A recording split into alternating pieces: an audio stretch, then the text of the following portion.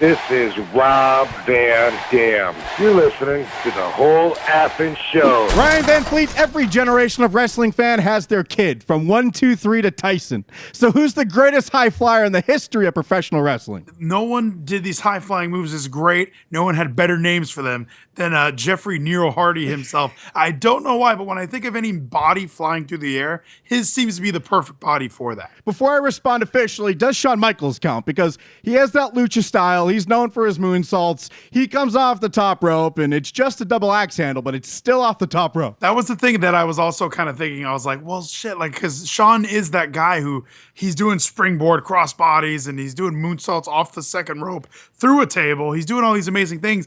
But in my mind, he's not a high flyer because he only does that at WrestleManias. He saves it for that one night where I feel like Jeff Hardy's been crashing through tables for 25 years, and you and I have been there with a tear in our eye. Spoken like a fucking guy who would pick Evolution as greatest stable, because you missed the 90s. Shawn Michaels, if we're going to bring up the word I hate, work rate, that's the king right there. So, but again, that doesn't necessarily mean high flyer, but I have a name that I think you're overlooking that I think will just shatter this fucking question completely. And this is Rob Van Dam. He's in our top 5 of all time. You can't tell me he's not a high flyer. But I think of Rob doing like the 5-star, but also kind of keeping it to the mat, and also, you know, he was unorthodox style, but his whole style wasn't, I'm gonna jump off every ladder, I'm gonna jump off every scaffold, I'm gonna jump off every cage, I'm gonna whisper in the wind, I'm gonna be Willow. I mean, Jeff Hardy comes across like he's always flying, even if he's on drugs, he's always flying high. He's doing these amazing things, and to me, a high flyer. I didn't want to pick a luchador. I don't want to be obvious. I wanted to be Jeff Hardy. First of all, I'm going to buy you this WWE Network because you missed a decade or something. You're trying to tell me Jeff Hardy's more extreme, if I could use that word, or Team more extreme. You're telling me he's more hardcore than RVD. You're talking to the guy who saw RVD versus Jerry Lynn 190 live, okay? And it was RVD's 190th win in a row.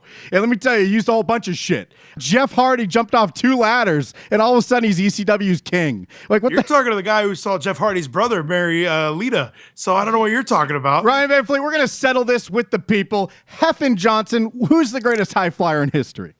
There's one very important name you're missing here, and that man is El Torito. He dresses as a bull, he's part of the most dominant tag team in WWE history, and easily had the best Extreme Rules match ever. Well, without CM Punk to yell at him, he just hasn't evolved, ladies. I don't think he's there yet. No, when I think of El Torito, I think of the restaurant. I think of a good Taco Tuesday. I'm not there yet when I'm thinking of a wrestler. So I might take Diego, I might take Fernando, but El Torito, not there yet. But everyone at home, tell us, who's the greatest high flyer in history? This is Jake the Snake Roberts. You're listening to the whole effing show. That is... And don't you dare fucking miss it. Awesome. I almost ruined it. And ruin it, you piece of shit.